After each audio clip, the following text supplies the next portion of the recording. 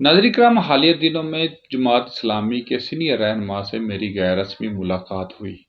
حال احوال کے بعد میں نے موجودہ ملکی صورتحال، خاص طور پر کراچی میئرشپ کے حوالے سے گفتگو کی، تو انہوں نے بڑے عاجزانہ انداز میں کہا کہ میں دو مثالیں آپ کے سامنے رکھتا ہوں، فیصلہ آپ خود کر لیں۔ آج سے ایک عشرہ قبل کی بات ہے کہ سکریٹریٹ میں سیکشن آفیسر کی تقرری کے لیے پبلک سروس کمیشن نے امتحانات کا انعقاد کیا۔ بڑی تعداد میں اس پوسٹ کے لیے لوگ امتحانات میں شامل ہوئے۔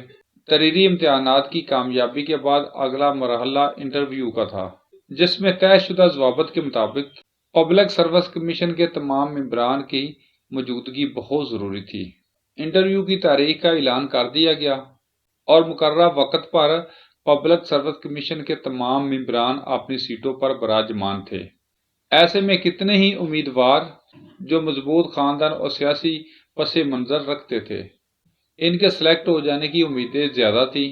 جس پہلے امیدوار کو انٹرویو کے لیے بلایا گیا، اس نے تحریری امتحان میں پہلی پوزیشن حاصل کر رکھی تھی، لیکن اس کے سلیکشن کی کوئی امید نہیں تھی کیونکہ اس کے پاس کوئی سفارش نہ تھی۔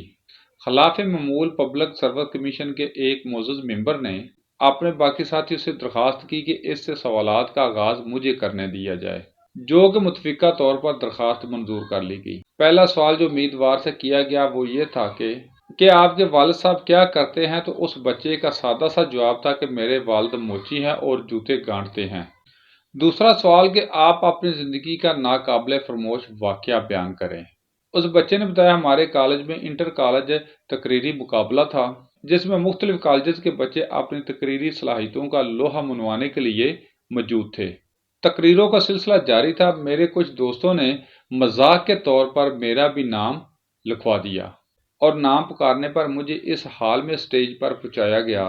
میرے کمزور جوتے جو کئی مرتبہ مرمت کے بعد نکارہ ہو گئے تھے اور اسی دن ہی ناقابل استعمال ہو گئے تھے، جس کی وجہ سے مجھے ننگے پاؤں سٹیج پر جانا پڑا۔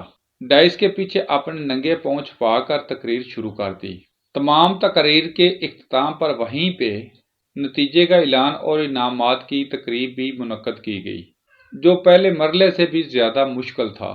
معزز ججز نے مجھے اس مقابلے کا فاتح قرار دیا تھا اور میں اپنی غربت پر پردہ ڈالنے کے لیے بھاگنے کی ترکیبیں سوچ رہا تھا۔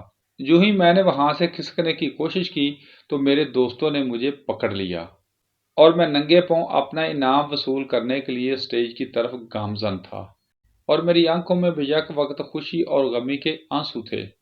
غم اس بات کا تھا کہ آج میری غربت بے پردہ ہو گئی تھی، تو دوسری طرف دل و دماغ کی قوتوں سے بھی نوازا ہے۔ اس جواب نے تمام ممبران کو ہلا کر رکھ دیا اور تمام کی آنکھوں میں بے اختیار آنسو نکل آئے۔ پبلک سروس کمیشن کے انٹرویو کے دوران عموماً کسی بھی امیدوار کی سلیکشن کا اعلان نہیں کیا جاتا، لیکن اس غیر معمولی صلاحیتوں والے نوجوان سے انٹرویو لینے والے ممبر نے اس سے دو وعدے لے کر اس کی تقرری کا اعلان کر دیا۔ پہلا وعدہ، جس طرح آج آپ بغیر سفارش کے میرٹ پر تعینات ہوئے ہیں، آپ بھی اپنی پوری سروس میں میرٹ کی علمداری کو یقینی بنائیں گے۔ دوسرا کہ اپنے دفتر کے اندر سگریٹ نوشی نہیں کریں گے۔ دونوں وعدوں کے اقرار کے بعد اس نوجوان کی تقرری کا نوٹیفکیشن جاری کر دیا گیا۔ اس دور میں ایسا کون سا پبلک سروس کمیشن کا ممبر تھا جس نے ہر طرف سفارشوں کے دباؤ کو مسترد کرتے ہوئے اس تقرری کو میرٹ کے مطابق یقینی بنایا؟